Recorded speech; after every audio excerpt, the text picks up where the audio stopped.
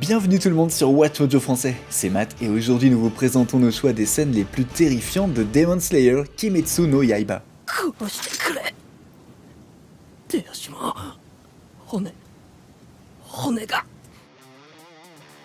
Numéro 10, l'enlèvement par le démon du marais. Se déroulant plus tôt dans la série, cette scène horrifique a établi la nature impitoyable des démons et la volonté de la série de dépeindre la terreur véritable. Tanjiro enquête sur une série de disparitions. Ça fait plus d'1 mois qu'elle a disparu. La police n'a rien retrouvé et le privé que j'ai envoyé là-bas n'a rien retrouvé non plus.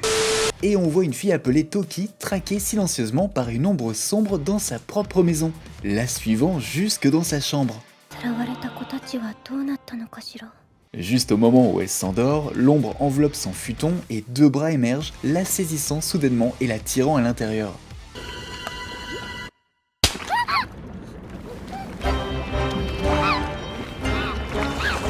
L'animation capture brillamment sa lutte désespérée, avec son expression terrifiée devenant l'une des premières images vraiment hantantes de la série.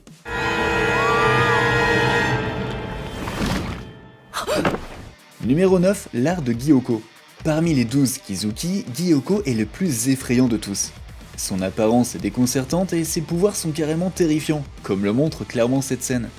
Un malheureux habitant du village des forgerons tombe sur un de ses vases en pleine nuit et est instantanément aspiré par sa petite ouverture.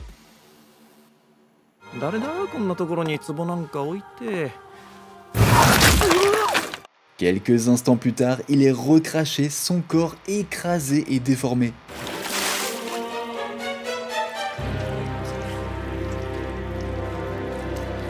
Gyoko démontre encore cette capacité grossière plus tard, utilisant plusieurs cadavres mutilés dans sa prétendue belle œuvre d'art.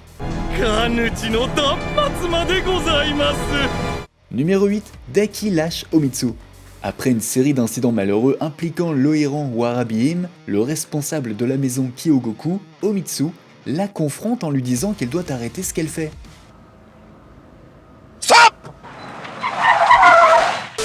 Elle ne se doute pas que Warabi-hime est en fait un démon, l'une des lunes supérieures connues sous le nom de Daki, qui ne prend pas du tout bien ses accusations.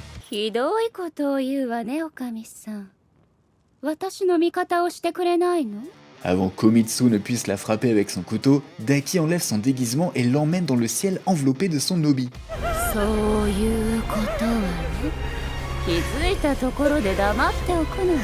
Daki se moque de la pauvre femme qui pleure de terreur avant de la laisser tomber vers sa mort.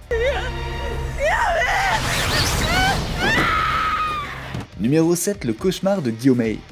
Le passé du Hashira de la pierre est une tragédie imprégnée d'un cauchemar terrifiant.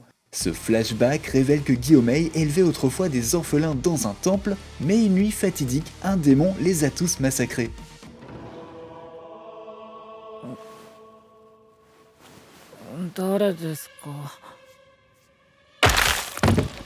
Avec la plupart des orphelins morts, Gyomei devient enragé en défendant le dernier enfant.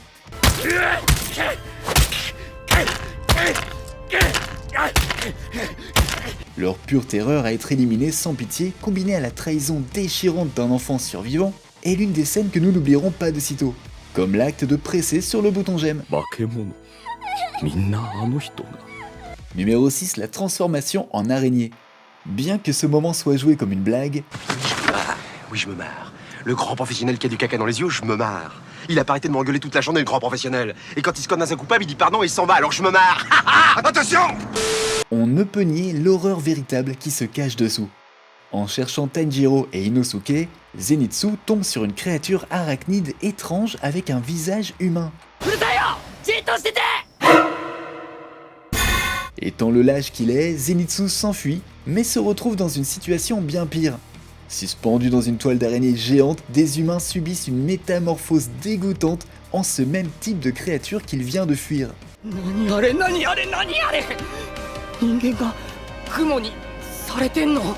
Pour aggraver les choses, Zenitsu subit lui-même ce même processus terrifiant, comme en témoigne la morsure empoisonnée sur sa main.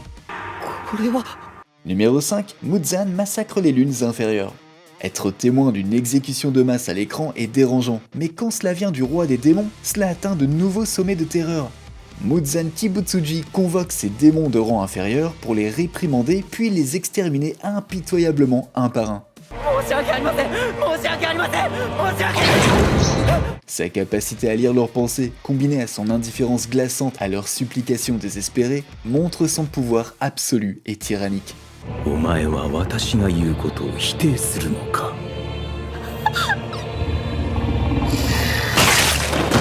Ce n'est pas un combat, c'est une démonstration glaçante de contrôle.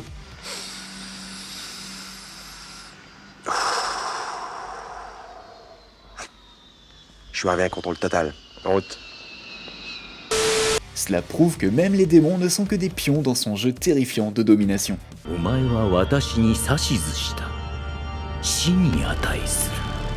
Numéro 4, le massacre de la famille Kamado.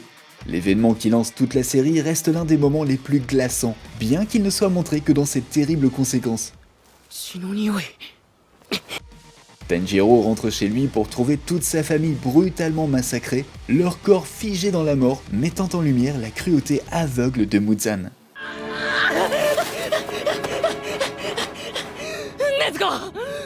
Cette horreur silencieuse et l'ampleur pure de la dévastation établit les enjeux périlleux de ce monde. La partie la plus dérangeante est la suite, avec Tanjiro portant désespérément sa sœur à travers la neige, courant contre la montre pour sauver le seul membre de la famille qui pourrait survivre. Numéro 3, celui dont on ne doit pas prononcer le nom. Pendant qu'elle combat Nezuko, Susamaru est forcé à mentionner le nom de Muzan par Tamayo et son art démon du sang. Elle réalise vite son erreur et commence à supplier pour son pardon, mais en vain. Son corps se rebelle violemment contre elle, de grands bras jaillissant de son abdomen et de sa bouche.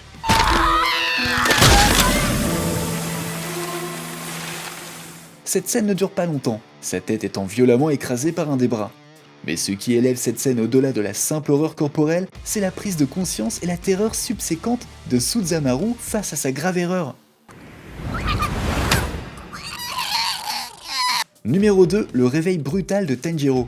Coincé dans un rêve où sa famille est encore en vie, Tanjiro découvre que le seul moyen d'échapper au piège hypnotique d'Enmu est de tourner sa propre épée contre lui-même.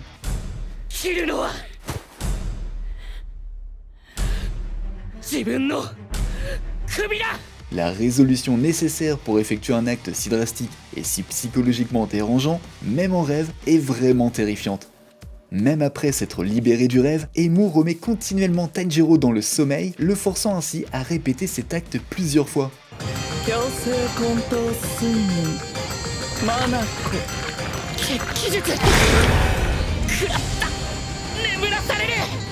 Cela arrive tellement de fois que la réalité commence à se confondre avec le rêve, et Tanjiro manque de se tuer dans le monde réel. Heureusement, Inosuke était là pour l'arrêter juste à temps.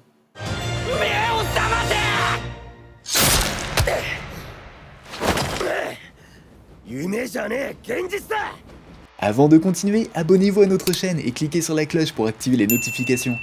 Un petit j'aime et un commentaire sont aussi les bienvenus. C'est une démonstration de soutien que même le roi des démons aurait du mal à ignorer. Numéro 1, Muzan ne montre aucune pitié. Muzan avait déjà montré ses capacités effrayantes juste quelques instants avant lorsqu'il transforme un homme en démon d'un simple coup de griffe devant Tanjiro. Mais cela ne suffisait pas pour le roi des démons. Quand deux ivrognes deviennent agressifs avec lui dans une allée, il les tue froidement avec une force surhumaine.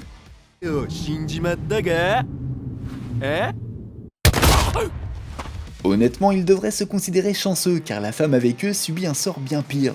Après lui avoir piqué le front avec son doigt, Muzan commence à injecter son sang en elle.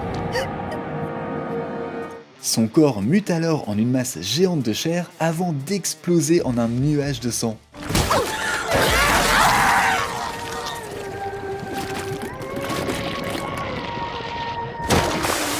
Quelle est la scène de Demon Slayer qui vous a le plus effrayé? Faites-le nous savoir dans les commentaires. Quelques extraits d'un film français se sont glissés dans notre production. Pouvez-vous l'identifier? Et si vous avez apprécié cette vidéo, n'hésitez surtout pas à en regarder une autre. En attendant, moi je vous dis merci et à très bientôt.